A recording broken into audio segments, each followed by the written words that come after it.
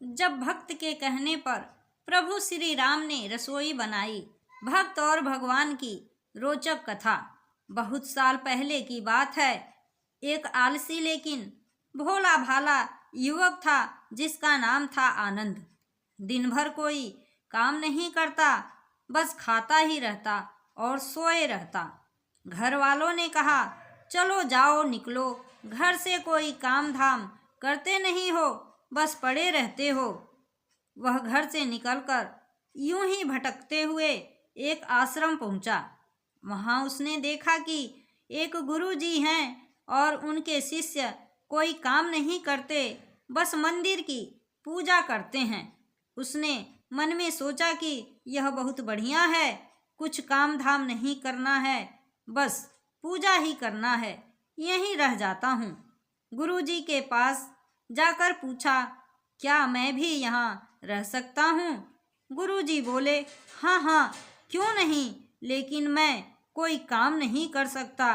गुरुजी बोले, कोई काम नहीं करना है, बस पूजा करनी होगी।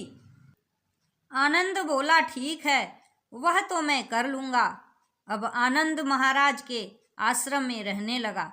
न कोई काम न कोई धाम, बस सारा दिन खाते रहो और प्रभु भक्ति में भजन गाते रहो। महीना भर हो गया। फिर एक दिन आई एकादशी। उसने रसोई में जाकर देखा कि खाने की कोई तैयारी नहीं है। उसने जाकर गुरुजी से पूछा कि आज भोजन नहीं बनेगा क्या? गुरुजी ने कहा, नहीं, आज तो एकादशी है और तुम्हारा भी उपवास है। उसने कहा, नहीं, अगर हमने उपवास कर लिया तो कल का दिन ही नहीं देख पाएंगे। हम नहीं कर पाएंगे उपवास, हमें तो भूख लगती है। आपने पहले क्यों नहीं बताया? गुरुजी ने कहा, ठीक है, तुम मत करो उपवास, पर भोजन भी तुम्हारे लिए कोई और नहीं बनाएगा, तुम खुद ही बना लो। मरता क्या न करता, गया रसोई में। गुरुजी फिर आए, बोले, देखो, अगर तुम भोजन बना लो तो राम जी को भोग जरूर लगा लेना और नदी के उस पार जाकर बना लो रसोई। ठीक है। लकड़ी, आटा, तेल, घी, सब्जी लेकर आनंद महाराज चले गए। जैसे तैसे भोजन भी बनाया, खाने लगा तो याद आया कि गुरुजी ने कहा था कि राम जी को भोग लगाना है। लगा भजन गाने, आओ मेरे राम जी भोग लगाओ, आओ मेरे राम जी भोग लगाओ, प्रभु राम आइए, श्री राम आइए, मेरे भोजन का भोग लगाइए।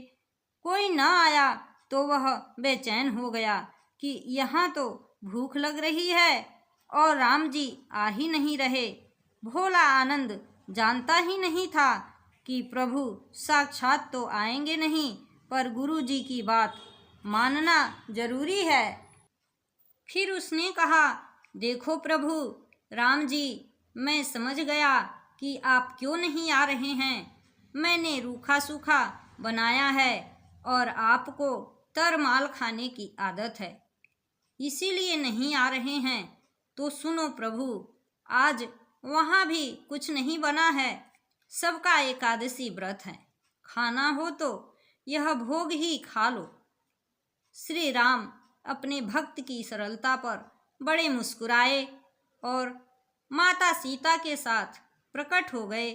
भक्त असमंजस में पड़ गया। गुरुजी ने तो कहा था कि राम जी आएंगे, पर यहाँ तो माता सीता भी आई हैं और मैंने तो भोजन बस 2 लोगों का बनाया है। चलो कोई बात नहीं, आज इन्हें ही खिला देते हैं।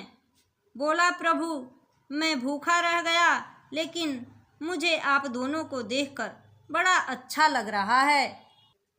लेकिन अगली एकादशी पर ऐसा न करना, पहले बता देना कि कितने जन से आ रहे हो, और हाँ, थोड़ा जल्दी आ जाना। राम जी उसकी बात पर बड़े मुदित यानी प्रसन्न हुए प्रसाद ग्रहण करके चले गए। अगली एकादशी तक यह भोला आनंद सब भूल गया। उसे लगा कि प्रभु ऐसे ही आते होंगे और प्रसाद ग्रहण करते होंगे। फिर एकादशी आई। गुरुजी से कहा, मैं चला अपना भोजन बनाने। पर गुरुजी, थोड़ा ज़्यादा अनाज लगेगा, वहाँ 2 लोग आते हैं। गुरुजी मुस्कुराए, भूख के मारे बावला है। ठीक है, ले जा और अनाज ले जा। अब की बार उसने 3 लोगों का भोजन बनाया। फिर गुहार लगाई, प्रभु राम आइए, सीताराम आइए, मेरे भोजन का भोग लगाइए। प्रभु की महिमा भी निराली है। भक्त के साथ कौतुक करने में उन्हें भी बड़ा आनंद आता है।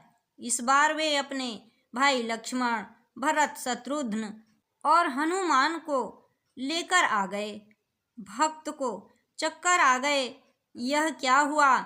एक का भोजन बनाया तो 2 आए और 2 का भोजन बनाया तो पूरा खानदान आ गया। लगता है आज भी भूखा ही रहना पड़ेगा। सबको भोजन लगाया और बैठे बैठे देखता रहा। अनजाने ही उसकी भी एकादशी हो गई। फिर अगली एकादशी आने से पहले गुरुजी से कहा, गुरुजी, ये आपके प्रभु राम जी अकेले क्यों नहीं आते? हर बार कितने सारे लोग ले आते हैं। इस बार अनाज ज़्यादा देना।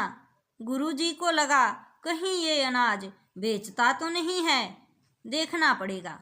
जाकर भंडार में कहा, इसे जितना अनाज चाहिए दे दो, और छुपकर उसे देखने चल पड़े। इस बार आनंद ने सोचा, खाना पहले नहीं बनाऊंगा, पता नहीं कितने लोग आ जाएं। पहले बुला लेता हूँ, फिर बनाता हूँ। फिर टेर लगाई, प्रभु राम आइए, श्री राम आइए, मेरे भोजन का भोग लगाइए। सारा राम दरबार मौजूद। इस बार तो हनुमान जी भी साथ आए, लेकिन यह क्या, प्रसाद तो तैयार ही नहीं है। भक्त ठहरा भोला भाला, बोला, प्रभु इस बार मैंने भोजन नहीं बनाया। प्रभु ने पूछा, क्यों? बोला, मुझे मिलेगा तो है नहीं, फिर क्या फ़ायदा बनाने का, आप ही बना लो और खुद ही खाओ। राम जी मुस्कुराए। सीता माता भी गदगद हो गईं। उसके मासूम जवाब से लक्ष्मण जी बोले, क्या करें प्रभु? प्रभु बोले, भक्त की इच्छा है, पूरी तो करनी पड़ेगी। चलो लग जाओ काम पे। लक्ष्मण जी ने लकड़ी उठाई।